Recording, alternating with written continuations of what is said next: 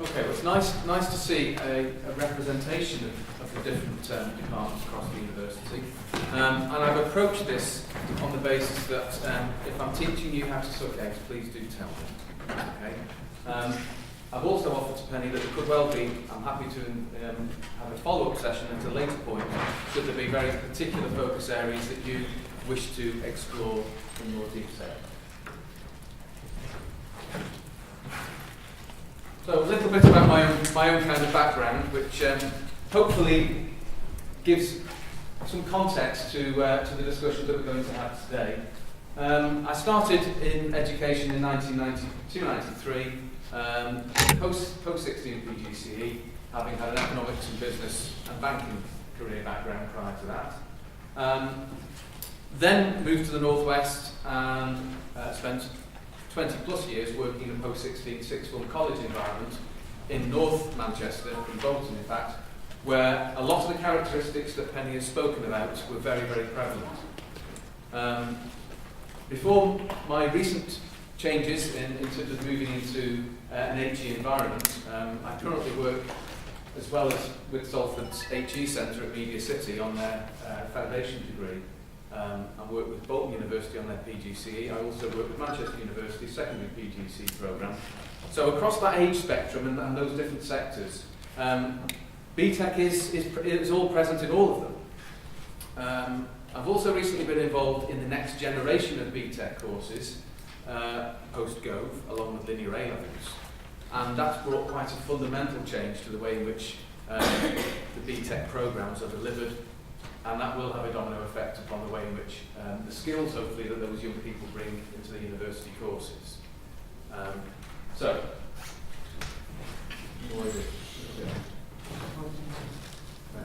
a little bit about context of A-levels to start with. First examinations in last June, in 2017, for the linear A-level programmes, where lots of changes have taken place. A complete departure from AS and A2, where that was worth half the A-level. A move away from coursework-based modules, and the opportunity for multiple resits of those modules, whereby an A-level student's grade could be managed, shall we say, over the course of a two-year cycle. Move towards that synoptic linear assessment at the end of 2 years, which does have an implication for the way in which teachers in school sixth form colleges and FE colleges think about delivering the content, as well as how the assessments can be put in place as well. So teachers' course planning and delivery needs to kind of think, and it creates great opportunities, I feel. It enabled to move away from this kind of compartmentalised, topic-based units to thinking a bit more creatively about being able to teach holistically and to take time out to be able to look at different topic areas other than their own. Certainly in my own subject area of economics and business, the budget always presented a great opportunity to press the pause button and to kind of see what the impact would be on different consumers, on society and on business at large. But I guess the question mark is, will linear A-levels be a better preparation for those A-level candidates for HE? Do HE programmes kind of mirror more of that type of linear programming? Remains to be seen. Okay, so then we shift to an equivalent, an alternative to A-levels, which is level 3 BTEC. And the level 3 BTEC next generation came on stream, depending on what level you're looking at, but certainly kind of 2 years ago. The first examined modules, unseen exams at BTEC, were last summer. I was marking for the business level 3, the finance unit, and certainly the script I saw, the kind of marks were quite polarised. So again, we're back to looking at the way in which centres recruit, the way in which they teach it, the way in which they prepare students for that exam, which for many BTEC students is quite an alien concept. An unseen, timed, written exam, because partially they may have come on to a BTEC programme because that method of assessment and that way of learning at school didn't suit them. And yet here we are, we're looking at BTEC again, and putting structures in place that don't potentially meet that learner's best learning styles. Continuous assessment, still a feature, however. and with the examined units only a small component of the overall programme, but the content has changed as well. BTEC has always been very much about having vocational emphasis, developing soft skills as well as employability skills. And yet the content of many BTEC programmes now has become quite theoretical. Again, an attempt, possibly post-go, to firm up in the public's perception the rigour of BTEC as an equivalent qualification and this parity between BTEC and A-level. So that creates different challenges. Certainly challenges for those students, challenges for the teachers delivering it, and a little further down the line, issues for you once they progress beyond BTEC and onto higher education. Okay, you could be forgiven for getting quite confused about the myriad of different permutations of BTEC that students may have studied. Some centres, some colleges and schools offer a combination of A-levels and level 3 BTECs. So a BTEC subsidiary worth 60 credits is equivalent in terms of guided learning hours and time to one A-level. So it's not uncommon for some students to do 2 A-levels and a subsidiary BTEC alongside it. And that could be done for a number of different reasons to meet different needs. It might be that gives access to a broader curriculum that centre could otherwise not have been able to have offered, or it could be a way of midway through a student's programme trying to fine-tune and manage an on-course programme to ensure a successful outcome at the end. So potentially there is opportunity for co-teaching, and law springs to mind, business springs to mind, where possibly as students you could co-teach some common areas of the specifications, and at a certain clearly defined point identify that student's readiness to be able to embark on a linear A-level, or maybe their interests might be better served following a BTEC route. So that involves some creative timetabling and some creative looking at the specifications to see where those early topics overlap, to allow you to be able to maximise that time and defer that kind of decision to a later point. So it could be that some of those students who at the end of 2 years and leave with that kind of mixed menu profile might have originally started on 3 A-levels and had that mix changed. Alternatively, certainly a lot of the students that I was involved in teaching had followed the very top one, the extended diploma, which is worth an equivalent of 3 A-levels. A large number of those students would have originally left school with quite a modest diet of GCSE higher grade passes, have spent 1 year doing a level 2, intensive level 2, full level 2 diploma, which is worth 4 GCSEs, alongside possibly resits in English and or maths, then progressing on to a level 3 diploma, so spending 3 years at college and then moving on to higher education. For many of those learners, that was an entirely appropriate year. They needed to develop and mature and consolidate and improve learning. And they understood the way in which BTEC as a qualification worked. They understood the continuous assessment of it, and how it was quite outcome-driven, quite criteria-led, and certainly by the end of that programme, clearly understood how to manage their own learning quite effectively. So, in terms of UCAS and equivalence, if a student was to come onto your course with triple distinction star, 3 Ds, in UCAS points, that's exactly equivalent to somebody getting 3 A stars at A-level.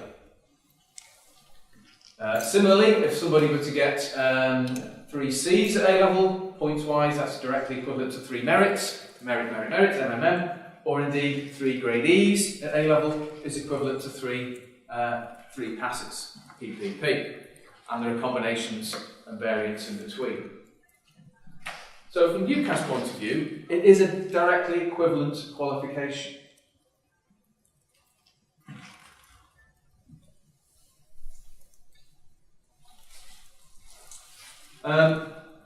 There have been some recent changes which have also created a little bit of ambiguity insofar as the next generation qualifications which were awarded through RQF should have replaced the old style 100% coursework, continuous assessment BTECs that were delivered through the QCF framework. And that process should have concluded by the end of September 15.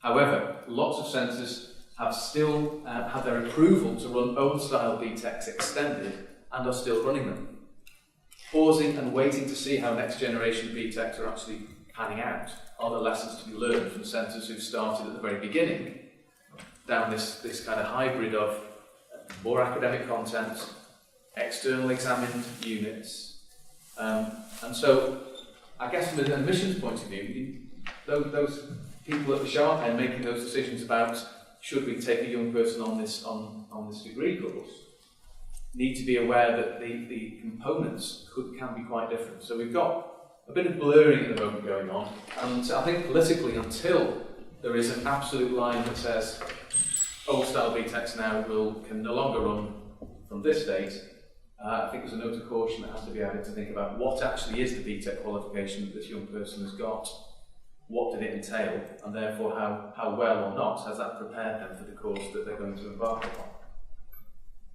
Bearing in mind, schools and colleges are also not just about trying to meet their learners' needs, but they're also about trying to manage their own outcomes, their own grade profiles, their own performance tables. So there's a little bit of that goes on, and I think the first exams, as with any new qualification, have provided some uncertainty, and I guess there are certainly lessons to be learned from examiners' reports following the first series in May and June of last year. So I think in red there I've indicated, I guess my question to you would be which qualifications your applicants arrive with, and how might that impact upon course decisions that you're thinking and making. Probably also worth having just outlined the typical BTEC student's learner journey from level 2, 2-year level 3, and on to university. It's probably also worthwhile spending a little time thinking about their learning styles. I know we're generalising here, and there will always be exceptions, students who absolutely could have done either route, probably left school with a GCSE profile that would have left either option, a traditional A-level route or a level 3 BTEC route or a hybrid. But by and large, I think it's fair to say that BTEC students choose BTEC or are advised to choose BTEC either at the end of year 11 or potentially even at the end of Key Stage 3, at the end of year 9, when option choices are being made. Some discussions about perhaps part of your GCSE mix, your Progress 8, as it is now, could be made up of some BTEC units, some BTEC courses. They do have an equivalent to GCSE in the same way as level 3 does. So, the typical BTEC students' preferred learning styles will be very student-centred. They will certainly benefit from a very structured programme where there is opportunity for feedback. The way in which BTEC guidelines have changed do present certain constraints. It was on an earlier slide which I didn't talk about, but the amount of help and support that teachers can now give BTEC students has been curtailed quite a lot. So the emphasis now is very much upon trying to develop independent learning skills, and certainly employability skills. But the days when teachers were able to have multiple resubmissions of coursework until you were able to get the grade that you felt that student was capable of have gone. They're allowed one interim submission. The amount and type of feedback that teachers are able to give BTEC students is quite prescriptive.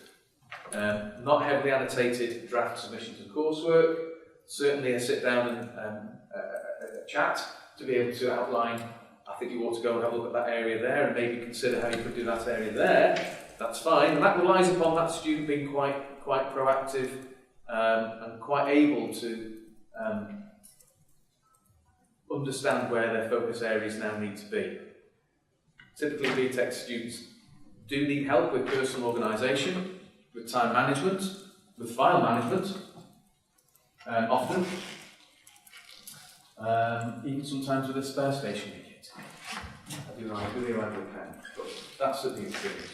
The best practices, however, are, certainly what I've seen at Salford, is where there is a career ready programme. So sitting alongside the BTEC, this career ready aspect, component of the course, provides partnership links with employers. It provides relevant vocational placements, linked to the subject areas and careers that those young people wish to go into. Great networking opportunities for the institution and for the young person. And clearly in Salford there's a great opportunity for that to take place. But the best, I guess, examples are where the course has literacy and numeracy skills embedded within it. It's often easy to kind of forget that somewhere along that learner journey, those young people possibly have had difficulties achieving the standards required for English and maths. And so, certainly in my own area of business, I spent a lot of time doing underpinning numeracy skills and certainly structuring how they might achieve the higher grades, teaching them how to write extended answers, be analytical, be evaluative, developing their wider literacy skills, using linguistic connectives. They will typically write in shorter bursts, shorter sentences, rather than being able to integrate theory and concept and apply it and then critically evaluate it. So it presents quite different challenges, I think, possibly when they progress to HE, because they may well have had an awful lot of structured support in schools and colleges to achieve that higher grade, while still not contravening any of the better, the guidelines now, which outline what teachers can and can't do. That doesn't replace good teaching, does it? It doesn't replace the fact that you have a group of learners in front of you, you're aware of what their needs are, and you differentiate accordingly. And if that means additional academic support sessions, or it means literacy for business, or maths for marketing, whatever you want to call it, additional top-up sessions, those things do take place. To what extent that is then mirrored when they progress on to university, I'm not sure. I guess it depends very much from university to university and department to department. And capacity.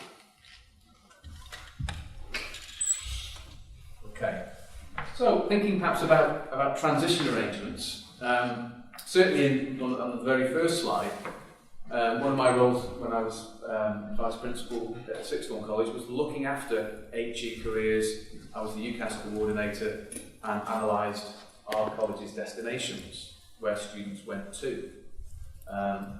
Over the years, those patterns were interesting to observe, and certainly in North Manchester, where I was based, the students tended to have quite a fairly narrow catchment area. At the time I left, certainly Manchester Metropolitan was the biggest single taker of our leavers. Then Salford, Edge Hill, Central Lancashire, Manchester University.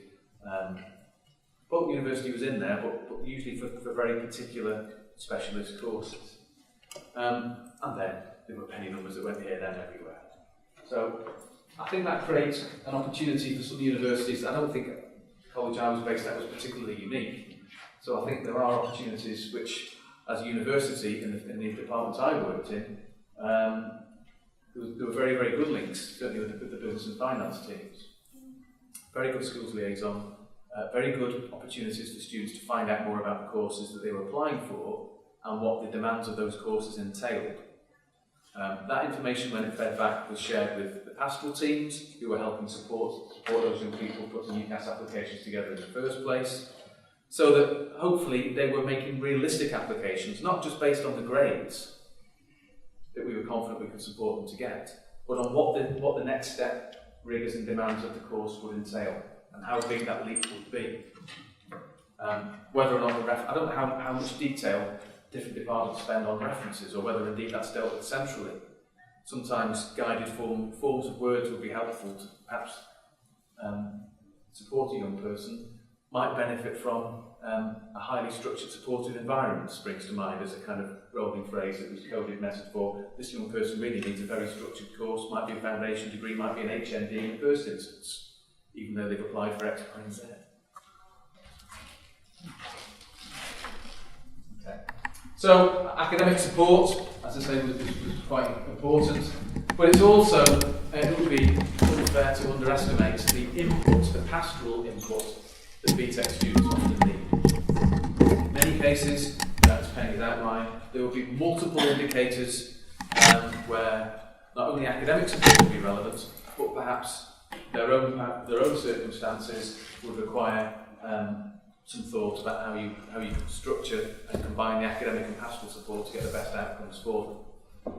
Many BTEC students, because their nature, they've particularly chosen a subject they want to take forward, either into employment immediately after level 3 or into university, and often they seek and find part-time work in those areas. And at what point does the hours that they're spending on that part-time job start to impact upon their success on it? And is that picture magnified when they progress onto university? Is the structure of the course that they're doing, meaning that the contact time they have in university is relatively limited? There's a reliance upon them being proactive and independent learners. Some are at a better state in being able to do that than others. And are they in effect working many more hours than you would kind of think would be reasonable for somebody who's doing a full-time undergraduate course? So where, I guess, is the glue? Where's the pastoral support that sits alongside the curriculum and academic teams to be able to identify early indicators when that young person might be at risk? So early interventions and progress trackers, they loved to be able to see how their grade profile was building up over a period of time, and certainly, unlike A-level students, certainly now with linear A-levels, at the end of the first year of a level 3 course, they've already banked half the programme, 1.5 A-levels worth of BTEC units at various grades, past merit distinctions. So at that point, it's a really useful indicator to say, before you start applying for university, you've already got this equivalent to UCAS points. What would you now need to do in order to achieve your end objective? That tends to be quite a good opportunity for young people to be more focused, and for us to support them to be more focused and to achieve their end objectives. So they would be very, very, here's where the numeracy skills would suddenly jump off the page, even if they had problems with numeracy to start with. They suddenly work out, what would I need to achieve in that assignment, in that unit, in this piece of coursework, that would add me to, that therefore I'd reach the magic number of my conditional offer. So, I also, at the end of each year, would typically in the summer receive reference requests from the students who had left the year earlier. So in other words, they'd been at university for a year, for a whole host of reasons it hadn't worked out, and they were going back through the application process again, and they'd contact the college and ask me for a reference, which would always beg the question, are there any patterns here? Are some courses, some BTEC learners, some routes better suited to immediate progression than others, or are they just a myriad of different individual circumstances which have perhaps led that young person not to making the required standard to get into year 2? But that pattern did start to seem to get bigger over more recent years. There were more students who were going through this internal churn, and in some cases it was they're applying for another program at the same university, or in other cases it was just. So I would always invite them in and have a chat to try and find out. So I'm going to write you a more focused reference. I need to kind of have a better understanding of why it didn't work out first time round. What were the reasons why? And often it was some of these. They didn't understand what it actually meant to be able to produce, to have HE research skills. I'm sure all these sit within your induction programs. They found it difficult to write in an academic style, and certainly simple things like referencing. Although BTEC does look at Harvard referencing, I think that was something that they didn't quite take forward into their degree programs. The management of multiple submission deadlines was always a bit of a confusing one for me, because BTEC, by the nature of it, you are juggling lots of different units, but the schools and colleges often get very, very good at communicating with each other to know when those deadlines are and managing them in a more even, smooth way. And whether some university courses don't do that, and they can feel overwhelmed at certain key points in the year with different modules occurring at different points. I think, this size of this lecture theatre is perfect for me. But in other instances, they would come back, and maybe whether they over-egged it, I don't know, but would say, I was in a lecture. I was in a lecture theatre, Giles, and there must have been 200 people there. Yeah, that's kind of what that's what I remember. Universities are like that. I didn't get. I put my hand up and I didn't get a chance to ask a question. Well, do that in the seminar. Do that in the tutorial. Anyway, the whole process of academia, main hall lectures, no interaction with the tutor, I think some found quite daunting. And also, the nature of the pastoral intervention of many BTEC students meant that any absences or punctuality issues were pounced on. Whether that's just a facet of, I don't think it is just a facet of sixth form college. I think FE colleges are very good at doing that as well. So some of those who needed that guiding hand, even at the very end of their level 3 year, suddenly found that naively they thought, well, there's nobody checking, there's no register, nobody checking up whether I attend.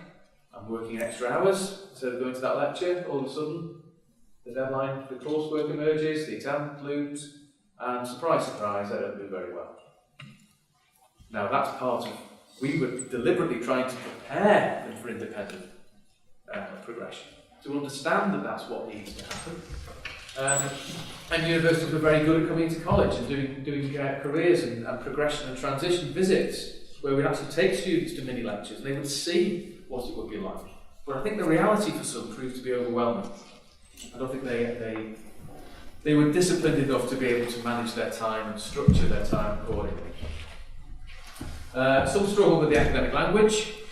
I think a lot of teachers in sixth form schools spend an awful lot of time trying to decode the meta language of subjects, and I'm not saying it, undergraduate lecturers don't. But some of it became very, here's a glossary of terms. We're going to build it up gradually. You were teaching rather than lecturing. It was like having a class of year 10, year 11, just a little bit older, and the level a little bit higher.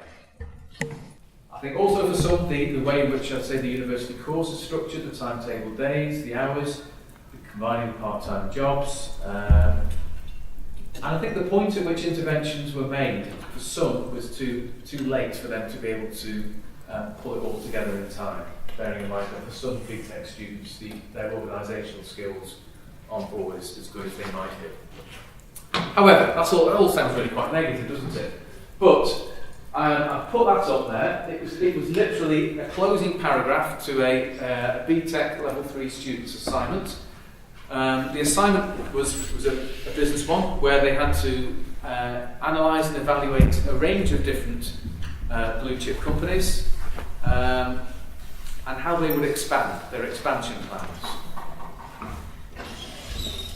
And one of the ones that the student chose was on Bridge Race.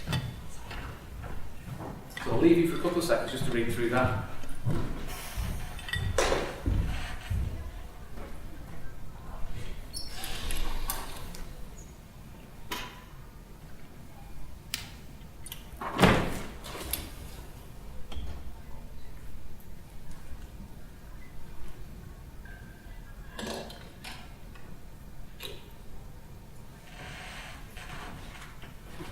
The student did level 2 before level 3. D and GCSE English at school. So I think that shows the distance that some students can travel, and therefore why progression to university onto the degree programme straight away for that young person is entirely the right next step for them to take. That's not typical. It's not unusual, but it's not typical. So, these are some of the things I kind of put down to thinking through what your particular set of needs were for today. And possibly, which Penny has confirmed, possibly these churn rates, at what point in different stages the young people who've formerly followed a BTEC route, at what point do they drop out? Is it that they make it all the way to the end of the year and just fail the exams? Or that they don't manage to submit coursework to deadlines, that they're not self-disciplined enough? Are they on the right course to start with?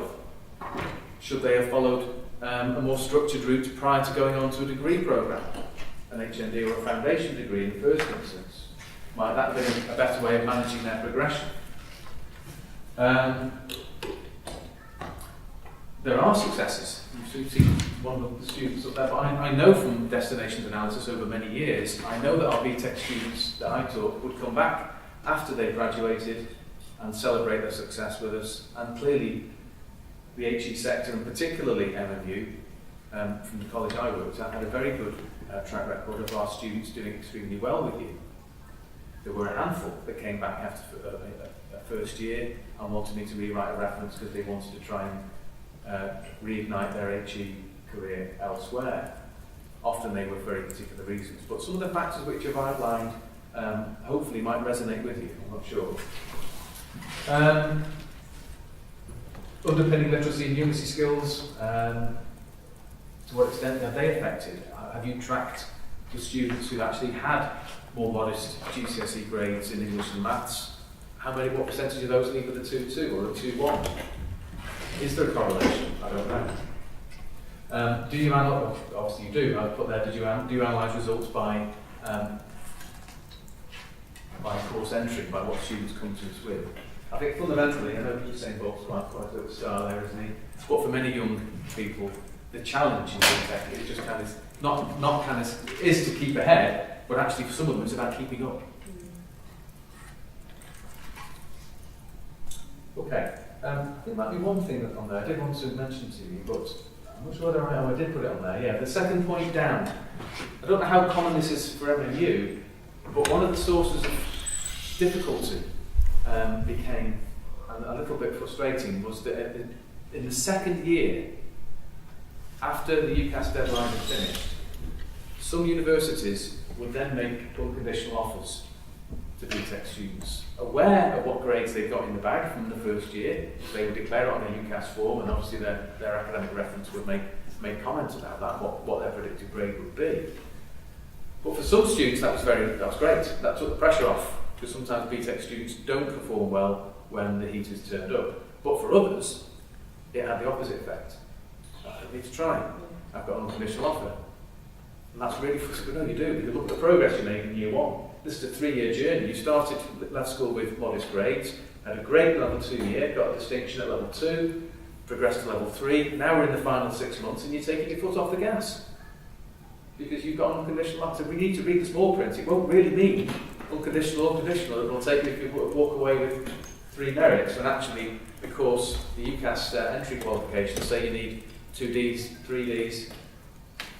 Read the small print carefully. No, it does say that. I don't think any of you were at the top of the list of universities that did that. There was another local university that did do that, which was a source of frustration. Whether that fuels some of the issues that then come back at a later point, I don't know. Okay, so, any questions? So I just wanted with A-levels and AS, well, we've got rid of AS, or it's going, isn't it? Yeah. So AS still exists, but not as we know it. No, that's AS exists not as half a full A-level, because it was literally 50% of the full A-level. AS in a different guise still exists, but only as a terminal qualification. So if students perhaps got into the second year of their programme, realised they needed more UCAS points, or possibly the school or college thought you're not likely to get a full A-level grade, we'll just enter you for an AS. Then it is a standalone qualification. It's not a stepping stone to the full A-level. Some schools and colleges have decided at the end of year one that they will put all their students in for AS because they've got a genuine mark. As soon as those students then carry on to the second year in that subject, that gets lost. It's wiped. So there's not only a cost issue, but there's also, I guess, the ethical issue of putting a young person through a whole series of exams that then, in a few weeks' time, will be meaningless and will get erased. So my question was, with BTEC, they have first year mark, do they? Yes, because it's continuous assessment, and once the centre has been had its grades verified, so there's an internal verification system whereby each centre has a lead verified for each unit, and each unit is checked and verified internally, and then there's an external moderator that comes in to assure the validity of those grades. So and that happens each year. So at the end of the first year, those marks in effect have been backed. So the student kind of can see their grade profile building up, which is quite a powerful motivator if they're doing well. Or even if they're kind of, you can see a progression. The first autumn term units might not have been brilliant, or by the end of the first year, perhaps we're seeing some improvement, which then continuing into the second year, you can see that kind of trajectory. Unless, of course, we get to December and you've got an unconditional offer. Don't forget to add into the mix, there could well be people, even in level 3, if you've taken a student at level 2 and they still need to do English and maths, they might have got one of them. And therefore, in the first year of their level 3 course, i.e. their second year at college, they could still be trying to improve a GCSE English or maths grade, which might mean, theoretically, they could have taken it 3 times. Now that doesn't mean when they get it, it's not credible, but it perhaps suggests that there might be an ongoing support that young person will benefit from when they progress onto university.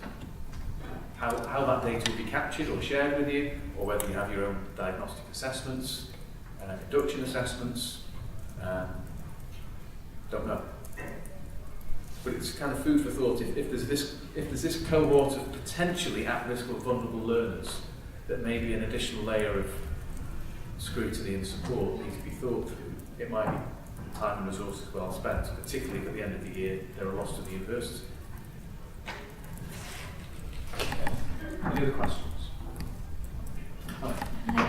Your talk was really interesting, thank you. And it's really good to get some context about what the BTEC students are experiencing. Particularly when you've given us detail about what they value in terms of their own experience, what motivates them. And I'm particularly interested in the tracking and them being motivated by seeing this build-up of their assessment. And recently, in the past 2 years, we changed an assessment to our first coursework from being single point assessment to being an incremental development where they submit a portfolio of work. And we have found that has equalised somewhat the achievement of the BTEC students with that of their A-level colleagues. So where we find that they struggle is that single point assessment.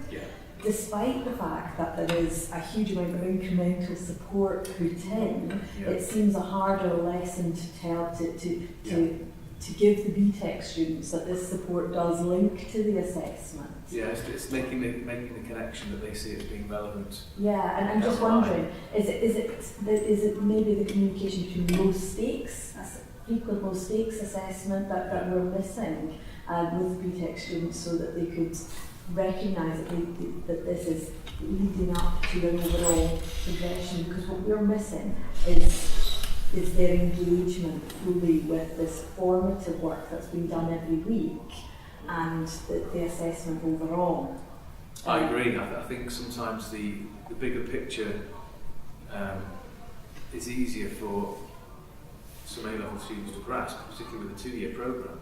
Now, they're going to have to grasp that quite quickly, rather than this bite-sized, modularised system that their predecessors had.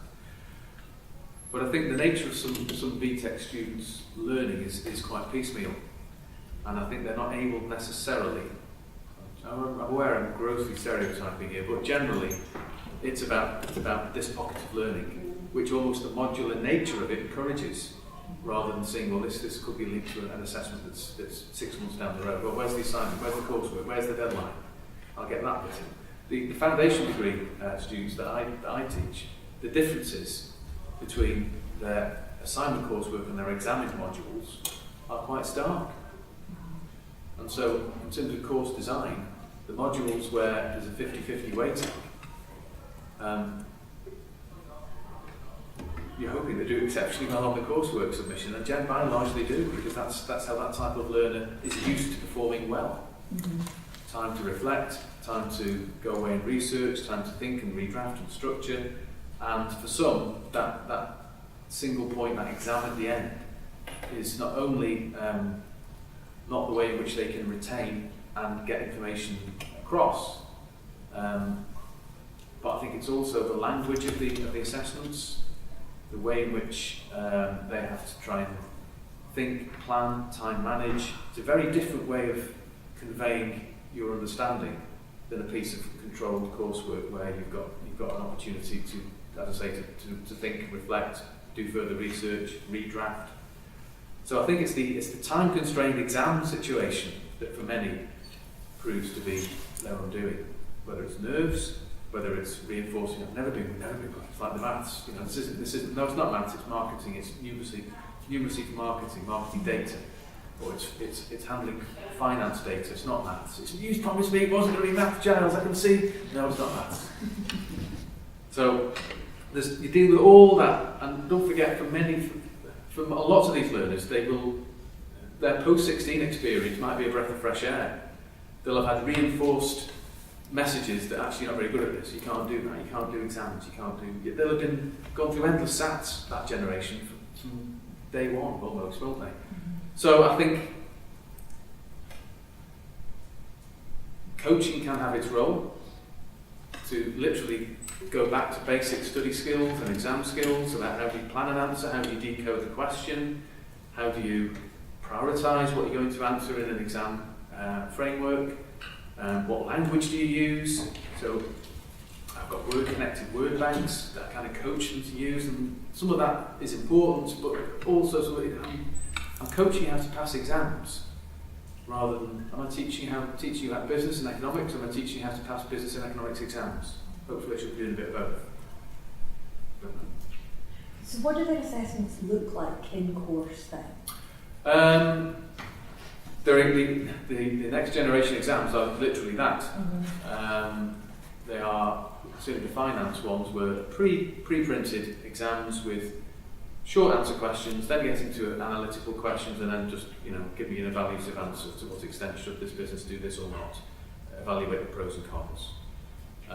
So very much application as well as drawing on theory and analysis.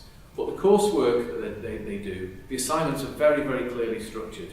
The specification has particular learning aims, and some of the optional units are very, very prescriptive. And in fact, part of the work I do with my PGC trainees, we looked at a comparison between A-level business studies and the examined units on BTEC and the finance unit. And there's an awful lot of content in there that A-level students just don't need to learn. Finer points of management and financial accounting, which are quite specific and would almost sit quite comfortably on professional exams specs. So I think this kind of myth that BTEC's easier than A-levels, a lot of the trainee teachers were scratching their head thinking, I'm not sure I can answer that. I'll have to go away, and if I end up teaching that group, I'm going to have to make sure I do some research to be able to second guess and answer their questions in an intelligent way. So the coursework elements are structured into learning aims. It's quite criteria-led. They have to demonstrate certain knowledge and certain skills. But to get the higher levels, the distinction grades, as that student answers show, they have to be able to show independence. They have to be able to show critical evaluation, be able to discriminate between most and least relevant evidence and data. So transferable skills to A-level, but it's the way in which that assessment is put together and that's asked of them, I think for some in an exam situation can be their undoing.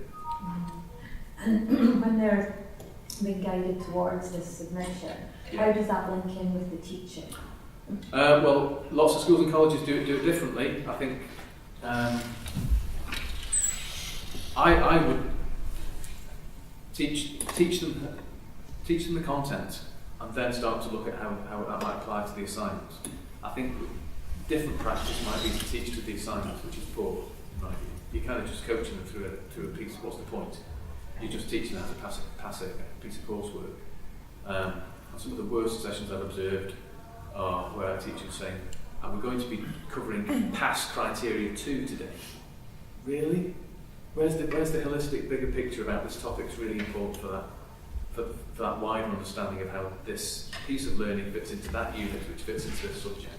It's painted by numbers, doing it that way, and maybe that's how they feel that they're supporting that learner, but it's not really very creative teaching. Certainly from the learner's point of view, it can be quite mechanistic. So for me, it's about, I would say, better practice is to look at the content, to deliver it and teach it in a creative way that plays to those BTEC learners' strengths, A lot of it is research-led. They certainly enjoy the proactivity of working in pairs, in teams, oral presentation, recording their evidence in a variety of different ways. So it could be recording a presentation, could be a role play, could be it could be a traditional piece of written submission. But BTEC, because obviously there's a vocational emphasis in it, and it can replicate in some instances its origins are in NVQs, in workplace qualifications. Obviously it's got an academic bias to it as well. It enables teachers to be quite creative in how the assessment vehicle, the assignment, is driven. So it doesn't necessarily have to be a formal written piece of coursework that's typed up and uploaded onto Blackboard, onto a VLE.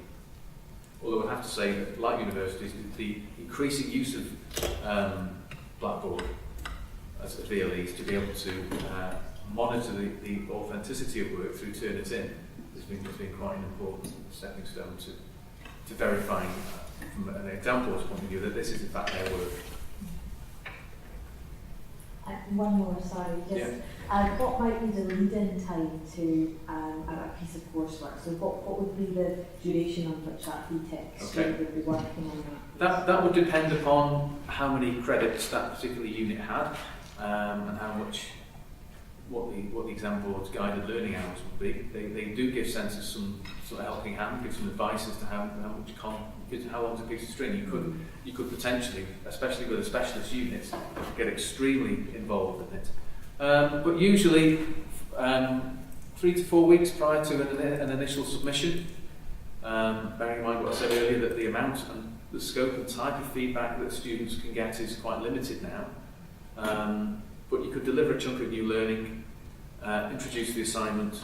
I wouldn't introduce the assignment and then do the chunk. I do the chunk of learning first, then introduce the assignment. Otherwise, the question always is this on the assignment? Is this relevant?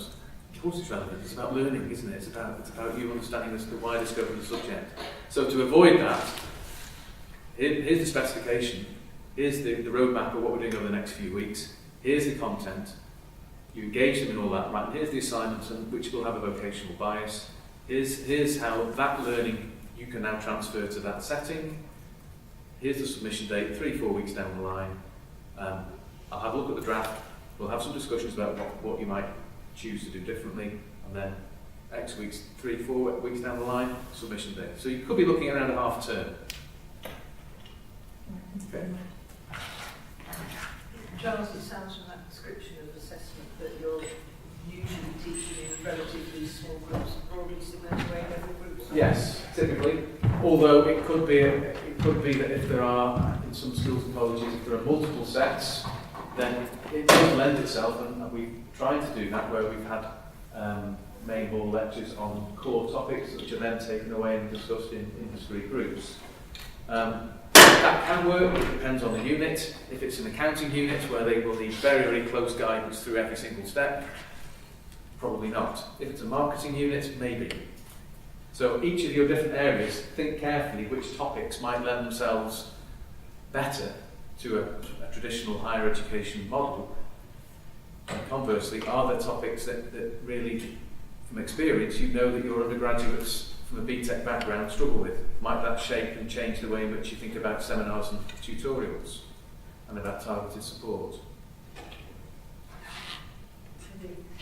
In terms of kind of the idea of targeted support, so if you've got like a mixed cohort, some A-level, some BTEC, do you think there's merit in arranging your seminar groups so that all the BTECs are together in, say, 2 or 3 groups, or do you think that's ghettoising it? I think it could be. I think having an awareness of the composition of the students that you have in your group would enable you to do some diagnostic work with them to establish if the patterns that the university have seen happening are replicated in your area. And it could equally be you've got some A-level students that might not be able to cope with the different challenges that an undergraduate course would require. And as you've seen, some of the better BTEC students could be, learning champions, could be team leaders to be able to, especially in vocational degrees where they may well have a lot more experience than A-level students who've done that subject as 1 out of 3. I'm looking to to my business colleagues here. You are business, aren't you? Finance. Yeah, accounting. You're right. So the units that the business students would do on the programme I did, they do a core unit on finance, they do a management accounting unit, they do a financial accounting unit. There's other options. So they might have much more financial experience and background than somebody that's done A-level business studies or even A-level accounting.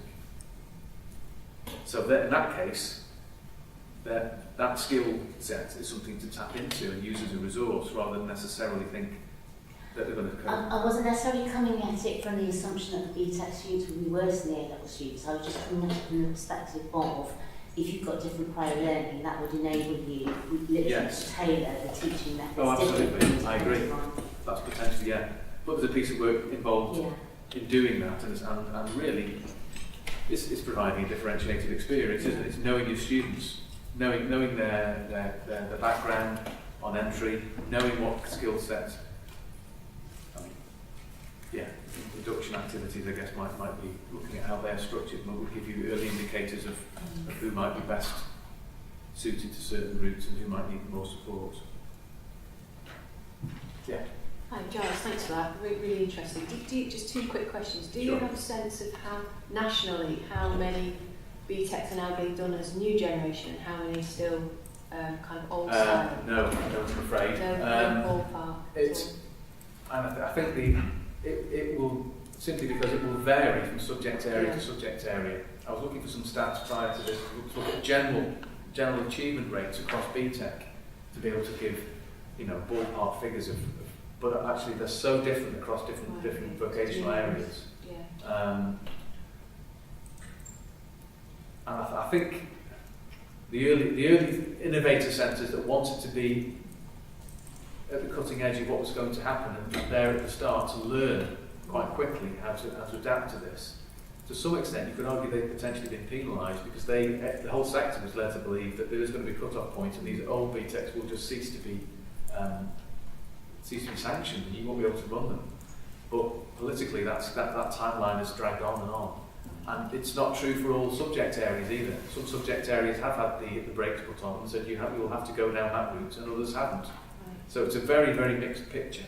So could there be a mix within one subject? Absolutely, yeah. The college I'm based at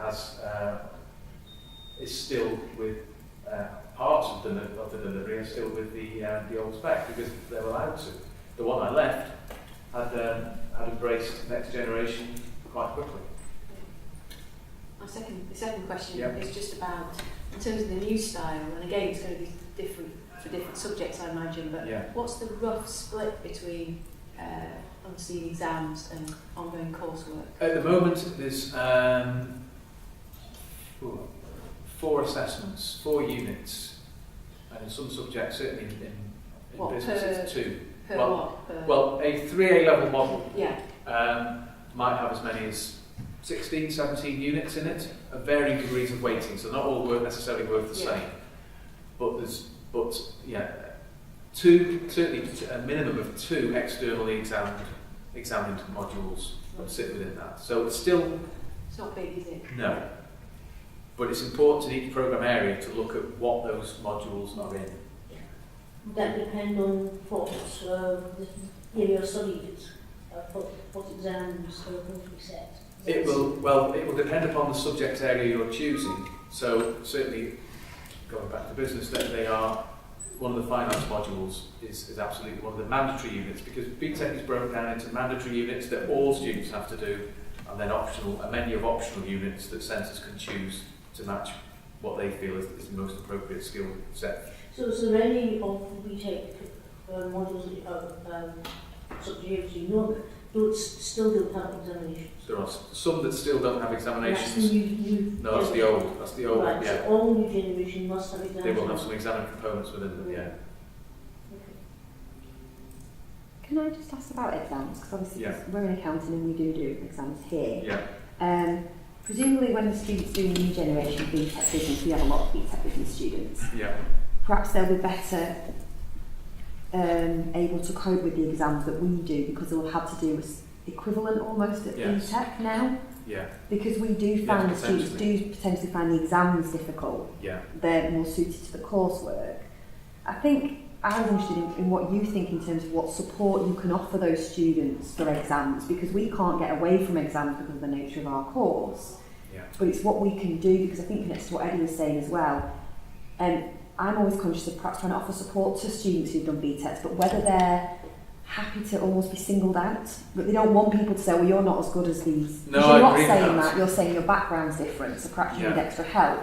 But Yeah. are they receptive to almost being taken away from the other students, or do they feel self-conscious that they've got the same entry requirements, in some cases much higher actually? Yes, indeed. I think it's about, rather than ring fencing certain BTEC students and saying you, as a cohort, you're going to need this, and making those assumptions. It isn't to say that some of the A-level students won't need similar support as well.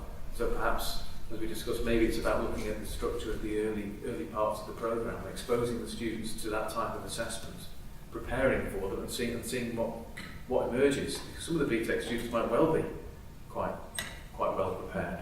In fact, in contrast, thinking back to some of the A-level students I taught, in some instances, business was the only subject where they had to write extended answers.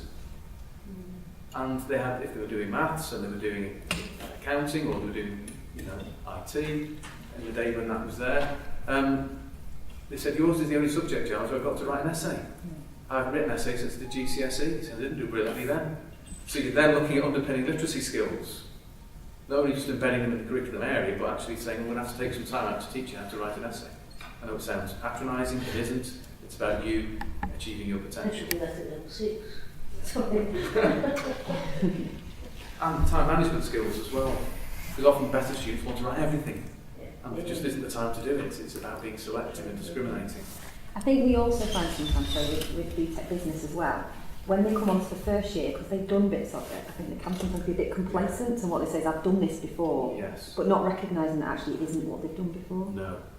I No, think I that agree can with sometimes be a challenge, because they see, we've covered this already, I already know this. Whereas they might be sat next to someone who's got A-level in nothing relevant, or a BTEC in something that isn't relevant, and have never done it before and started from scratch. Yeah. No, we try and reinforce that message to say, don't be lulled into a false sense of security, thinking that when you've looked at the course structure and the first year, it's got to do this, look, we've done that with you, haven't we?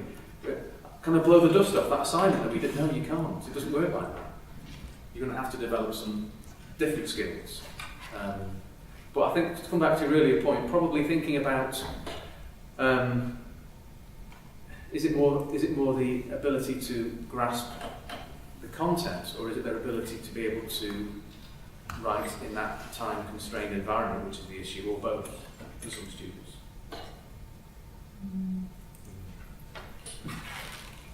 General question, if people wanted, after today, to go away and say, how do I find out about the range of BTEC experiences Yeah. our students have had, where would they go? Because I know that, like A-levels, there are many examination boards, Yes. peer Yeah. series and so on. Is there a single place where we can find... On your UCAS, on the application form, the UCAS application form, the type of BTEC that they were studying would have been documented. So it should be retrievable from your admissions department. But I was meaning more generically, say a group, a subject group of tutors sort of saying, well, let's find out about the range of BTECs that students may come with from our subject area. Where is there a sort of a place where you can look at those and compare the different routes that people might have taken? If your MIS department can say for this seminar group of students, what were their qualifications on entry, what type of qualification did they? I'm sure that must be doable. And then it's a case of then going to Pearson's or whichever awarding body and finding out. You could ask the students as well. They will have, again on their UCAS forms, they will have had to have documented which named units they studied. And that can be, I always encourage students to do that, because particularly if they were applying for a finance route, and we steered them towards, we had a certain pathway, a BTEC pathway, which was predominantly aiming for a finance route. So we deliberately integrated the finance modules into their 3A level model. Others wanted to perhaps follow an HR route, and so we picked a different mix of units. And I guess the same must be true of science. I know from the science colleagues I worked with that the BTEC applied science course had other There were mandatory units where they had to cover physics, chemistry and biology, but within that there was also scope for them to choose units which they felt best met the needs of that students and their grade profile and their career ambitions. Another question, that when you talk to students who maybe come back to you for references, were there, I'm not sure that I didn't hear them going into particular things that they fed back about their experience of being achieved that meant that they felt they weren't able to progress. You know, I mean, possibly, but they just not passed the assessments in order to pass and proceed. Yeah. But did they describe experiences that they found particularly difficult? I think to be self-critical, I wonder whether, and I don't think we were unusual in this, aware of how potentially vulnerable some of those students were on entry when they joined at 16, with the mixed set of grades that they had from school, and that kind of nurturing 3-year journey to take them to a point where they could progress onto university. And despite all the efforts, particularly in the final year, to try and remove that safety net and create a more robust, resilient, independent student who could go on to university to embrace new challenges of independence, I don't think some could make that step. I think they found that really hard. I think whether it was the mixture of the curriculum teams who were really quite small and everybody knew, even, you know, we had a very large BTEC provision, probably half the college's level 3 students were on different BTEC routes and the other half following traditional A-levels. Despite that, the core curriculum teams, because an A-level student is a third of their time with you, a third in maths, a third in modern foreign languages, a third in humanities, they're in a curriculum department from day one. And it's a very small team of people who get to know them and their learning needs quite quickly. Graph on the pastoral programme, where there's not a lot of wriggle room for those students who don't kind of quickly understand what it means to have to address some of their own shortcomings and learn what it means to become a successful level 3 advanced level student through BTEC, not through A-levels. I don't think some of that glue was there post-18, and you could argue, why should it be? This is a different environment, and we do kind of instill upon them all the way along the line, it isn't going to be like this at university. You have to understand that there's a need for you to mature, develop, become more resilient, more independent, able to problem solve for yourself. And some students understand that and can make that transition very quickly. The students with the extract was there, probably go down on a degree. Others, you know, you kind of unpick some of the reasons why they needed to do level 2 in their first year. In the many years I've taught level 2 students in the early part of my career, and still, like the last 3 years I've been involved with level 2 students, they tend to fall into 2 categories. Those that really genuinely need an additional year of learning to kind of catch up, either because they missed pockets of learning or just later maturation. And then the other pocket of students that could really probably have been level 3 students from day one, but didn't apply themselves, whether it was immaturity, whether it was all sorts of other things going on in the outside world of their life that kind of hindered their ability to get to grips with what it means to be a year 10, year 11 committed pupil. So that cohort, the second one, who arguably should have been level 3 students from day one, kind of came into level 2 thinking, I'm too good for this. And some of that potentially carried through into, I should be doing A-levels. They labelled themselves, well no actually this is, and at the end of the level 2 year, can I now progress on to A-levels rather than BTEC? No, because you're on this pathway, and this is now, and here's the well-trodden pathway, and here's where our alumni finish. And we would have ex-students coming back. All of that kind of reinforcing the value of BTEC and the currency of it as well. A lot of that was with parents not understanding the equivalence of it, or what it would be worth. So I think, yeah, some of the message was I got lost in the system. And I didn't to college because people knew who I was, and they picked the phone up and they you know, literally some of the more assertive pastoral team would be, where are you? But then I think... And I can't expect universities to do that, and they shouldn't that be doing exactly the same came through. I was saying we did some work with Bavaria, which was predominantly A-level students, and looking at their progression, and they said exactly the same. The glue's not there. So I don't think that was specifically BTEC, although take what you say about the learning community being more sort of integrated.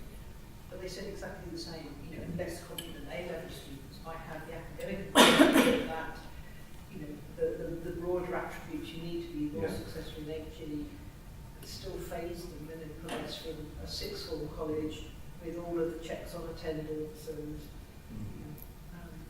disappearing almost overnight. We found that quite a hard transition to make. Well, lots of sixth forms do kind of largely paid by schools. And better ones do structure in a programme of things that allow students to become more independent in a supportive way.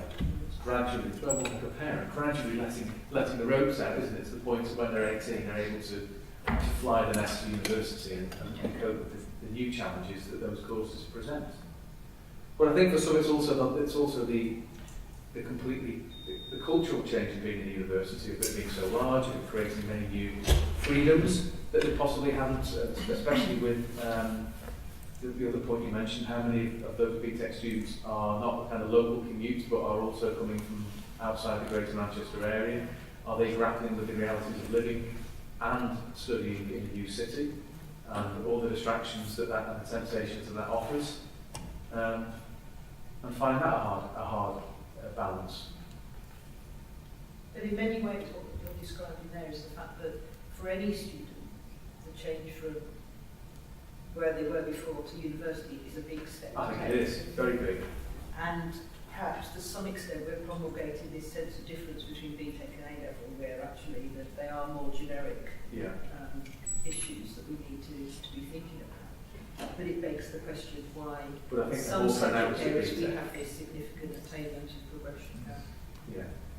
I think I don't think it's really, but I think back to my own, because I was a Scottish person 30 odd years ago, and I struggled with the first 18 months at university, because I just didn't have the academic background. I had very technical skills, but not academic. That was 35 years ago. Someday. Yeah. So, well, I have two questions. One has to do with the assessments. So we look at particular units. So when you have elements of the units, so the examination coursework.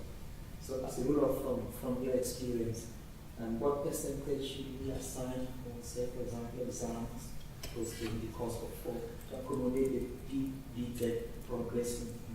Yeah, that's a very political question, isn't it? That's a difficult one for the because we have experience sometimes we find out that most of the students in the BTEC might sort of perform more for the course of the time. Yes. Rather than the one that's sort of confined to 3 hours. So we look at the results, sometimes they perform more than the A-level students.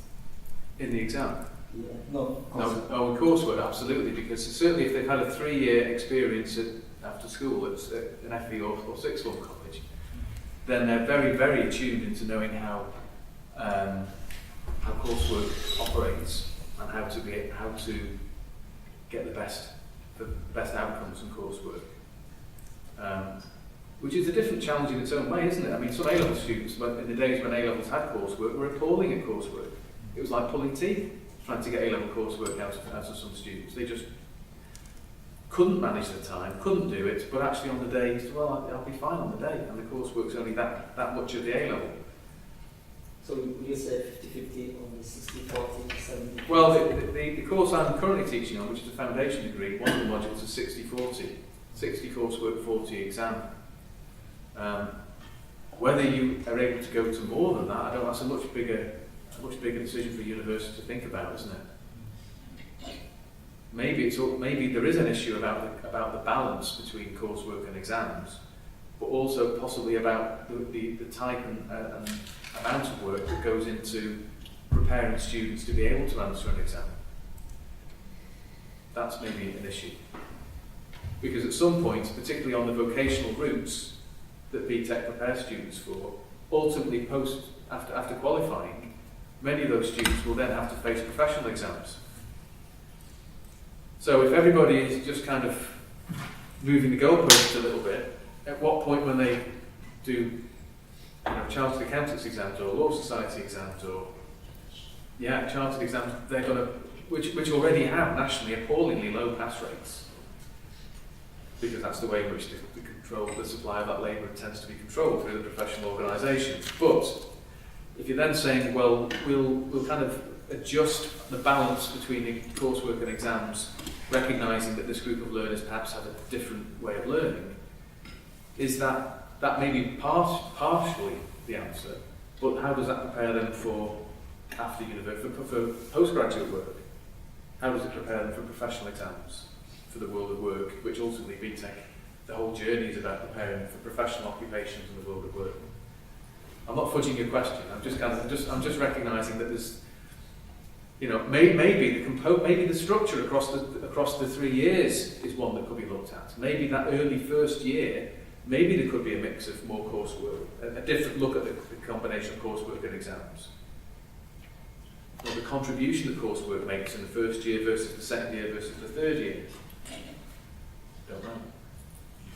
And that would tie in with a lot of the research in America and Australia around first year experience. It's about transition being not just welcome people first term, but actually the first year. Yeah. And the transition into, and that story is replicated to some extent in the way that final degree outcomes are calculated through units, not counted in the same way in the first year. Yeah. So I think there's possibly more we can do about designing the first year as a precursor to what happens in the second. Yeah.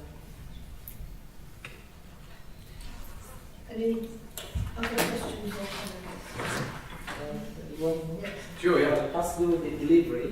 Yeah. So you have a distance. And what do you suggest or recommend in terms of you have the BTEC guys? You want to sort of deliver, say, a lecture in the week, give that a practical or on the spot. Sometimes somebody can say, I want my lecture to be done before I have a practical. I think providing enough support in ensuring that resources are available for students to access, ideally before. Well, that's a judgment call for you in the department to make, but I would say when you're launching the lecture programme, if they were to be able to have that week's lectures a week earlier, or the resources, at least the underpinning resources that supported that learning, if they could access them a week earlier, then bearing in mind that some students on BTEC do well because of the extended nature of the time period for them to absorb, reflect, revisit. For some students, there might be underpinning literacy or numeracy issues that they need to kind of get to grips with before suddenly hitting a lecture, and they're lost in the first half an hour. Oh, by the way, the resources are uploaded to Blackboard for you to go away with, and you've gone. They're kind of thinking, I don't know where to go with that. The link between the timing and the link between what the content of the lecture and the seminar or the tutorial, perhaps that's an important component to look at. How much engagement they are required to have to make in the seminar to follow up on the lecture. Do they see the seminar as an opportunity to clarify what they didn't understand in the lecture in the first place? So actually the seminar becomes a lesson, and not an opportunity for wider discourse around the wider issues of the lecture, but you end up using that as a mopping up exercise to sort out the problems they didn't understand in the lecture. So the timing perhaps of when the lecture and the seminar take place, and the currency and the relevance of them, and how well connected they are, the requirements of the students to have to contribute. I mean, some students would come back and say, well, I just sat in the seminar. Well, I know you were always reserved at college, but did you make a contribution? No, well, you didn't know my name. So we're back to kind of the basics of knowing your students, I guess, isn't it? It's differentiation and knowing that young person is going to potentially be at risk. How am I going to ensure that they're involved in the learning? And how am I going to create a learning culture that requires them to have to participate? Because if they don't participate, in their mind, the consequences might be several months down the road. In your mind, the consequences are you're going to lose sequence of this series of learning. And if you don't understand this bit, you're going to have real problems certainly the next one, and if not the next one, absolutely the further one down the road. They don't necessarily make that connection. I won't attend your seminar because I'm working at McDonald's. The structure of the course allows me to do that. So I'm working more part-time hours than I possibly should be doing, and it's all on Blackboard anyway. It's all on the VLE. I'll just download it and read it before the exam. Some of them are deluded. They won't do that. They just won't. And even if they try to, they possibly don't have the organisational or study skills to be able to, whereas an A-level student might be able to cram and learn at the end. I'm aware some of this is extremely broad brushstrokes, but I'm afraid there's elements of truth and art in it, which maybe you can recognise in some of the experiences we've had with your BTEC, former BTEC learners. I have one more question. Sure. What we noticed is that there's a real variance in our BTEC students and their level 4 outcomes per subject. So not all BTECs are equal in terms of their outcomes. Now that makes a lot of sense in terms of subject-specific suitability, but it isn't necessarily the case that the students who have done law BTEC are those that do well when they come to us at the law school.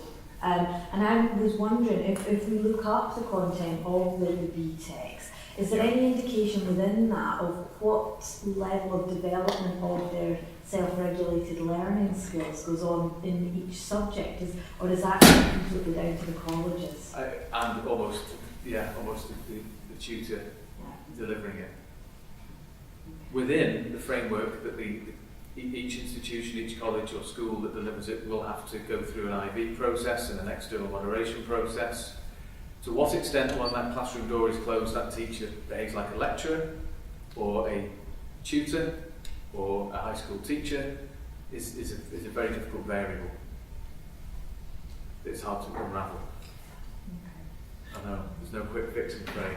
And you multiply by all the variables, even just the people sitting here today, infinite combinations of possibility. Especially when you do see that, law was an example where the college had that would co-teach it for the first term. You'd look at sources of law, contract law taught, and then at that point there'd be a half-term standard assessment that all the students would do. And at that point there'd then be further analysis done of, well, which route might be best suiting these types of students, and they'd be filtered accordingly and have some advice.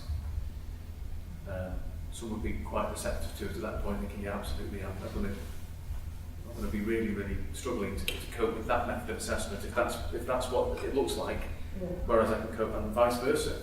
No, actually, the continuous nature, the submission of lots of pieces of drafts and final submissions, no, I can cram, I can revise, I can do it in a time-constrained assessment, in that opportunity. So, same content. It just illustrates that learners learn in different ways, doesn't it? And knowing that is really, really helpful. How you do that on the scale at which the university operates, it's all very well me coming in saying this is what in a college of kind of 1800, that's quite achievable, where you might have multiple sets of 5 parallel sets, but in a university, in a large faculty with several hundred, don't know. That's their challenges I've got answers for, I'm afraid. Well, colleagues, just remains for me to thank Giles for his contribution today, because I think it's been incredibly valuable. It struck me that you're so well placed. You've got experience and a foot in both camps. You understand the context of the college leavers and the university entrants marvellously well, and I think that's given us a brilliant insight today. So thank you very much. Thank you.